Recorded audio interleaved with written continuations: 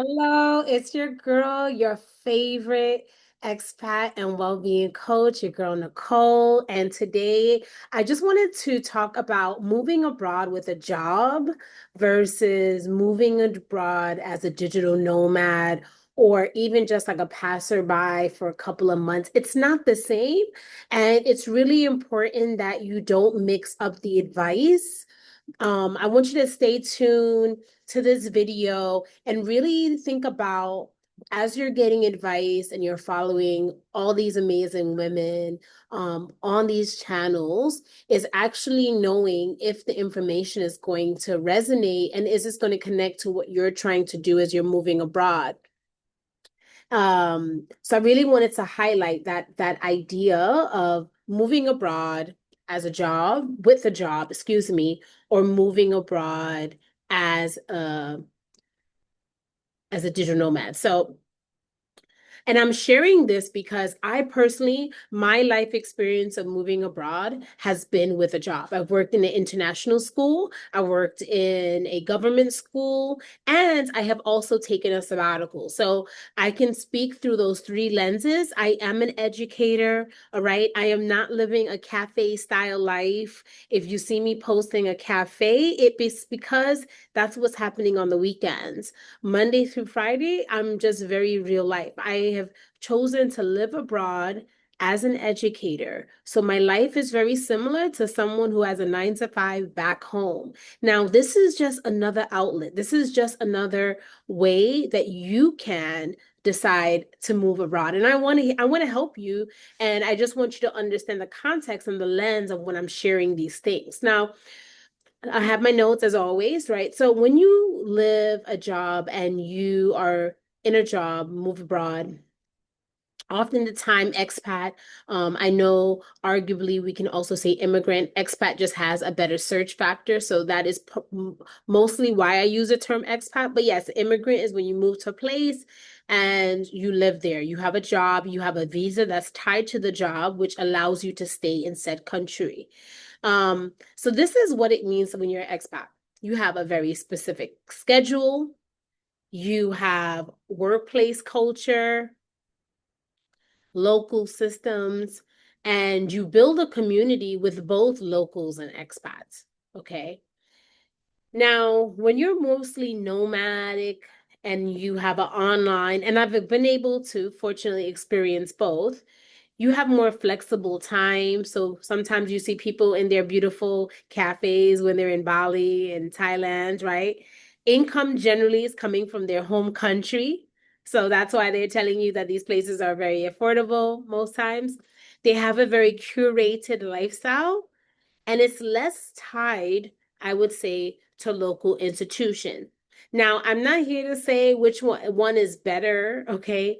They're just different. So, as you're thinking about moving abroad, you need to think about what's the lens? How are you planning on doing that? Is it because you are looking for a job in a space? And so you know, like moving abroad is not only limited to teaching. Of course, I would say that it is probably one of the easiest ways to get in. Some people go through the TEFL route, or there are other exams. I was actually a teacher in New York, so that is why if you are looking for a job abroad and you are a teacher in your country, then you may want to go the route of international schools. Why? Because the pay is more, you and you are seen as definitely more of an expert, especially given if you have experience in your country teaching. So I would say that that is one of the best ways.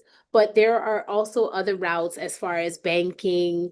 There's also in tech.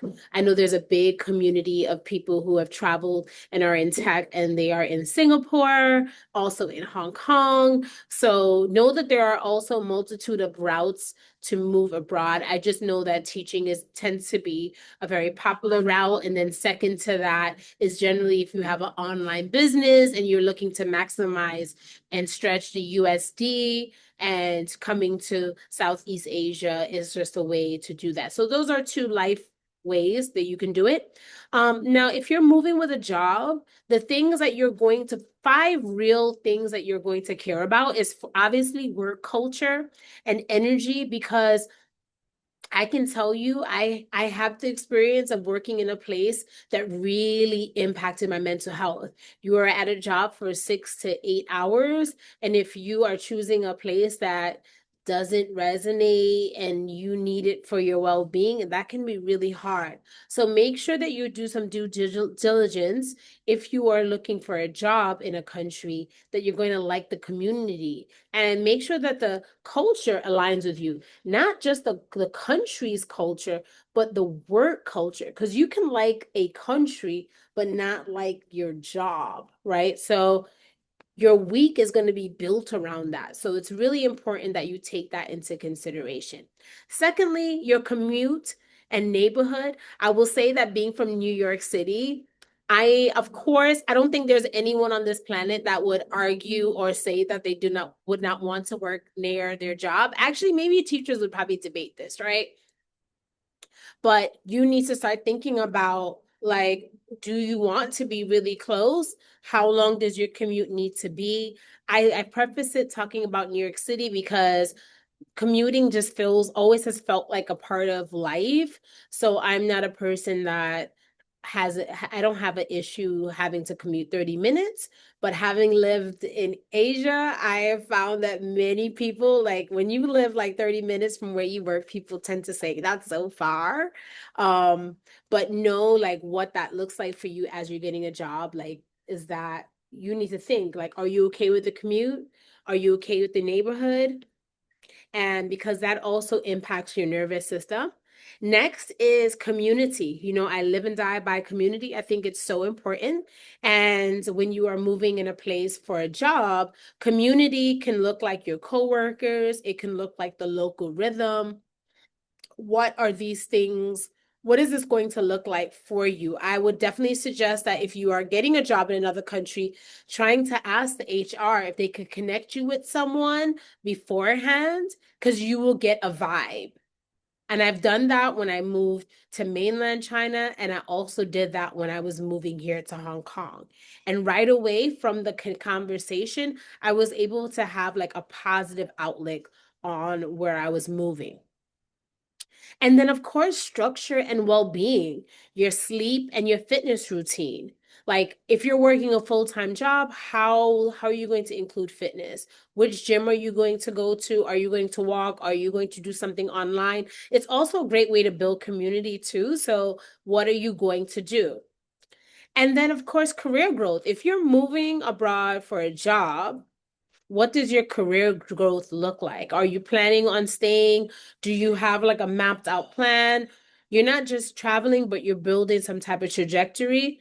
So these are some things that you're going to think about. Now, when you're a nomad, it's quite different because you could just be hopping cities.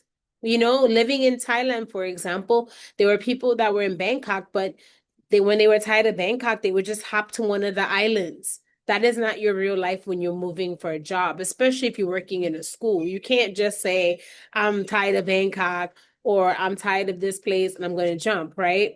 Working from cafes. When you're just working, going to a place with a job, you can hop and be in all the cute cafes all the time. And also living wherever is cheapest. These are some of the things, and friends happen naturally. Um, it doesn't. I feel like when you are moving abroad with a job, you need to have intentional routines around building friendships, creating friendships. Um, you can't just, there's so many things that are tied to your job. So finding a way to kind of make them all connect. So if I had to keep it real with you guys, my cute cafe moments are happening on the weekend. Like after I record this, I'm gonna go to a cafe and I'm gonna get some work done. Okay.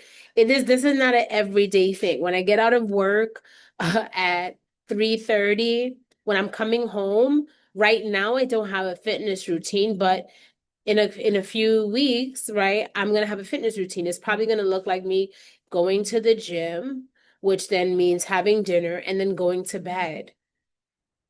So it's totally different. Um, and for me, I also care about locals. I care about the fact that I live in this country.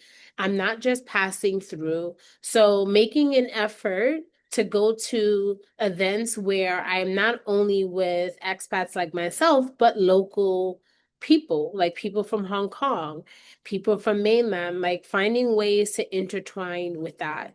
So I just wanted to say, like if you're moving to Asia with a job, for example, a teacher, corporate, leadership, healthcare, this channel is for you. So I'm just curious in the comments, let me know, are you moving abroad as a job mover or a nomad? Or even if you are currently working in a job, what does that look like? Tell me in the comments. Thank you.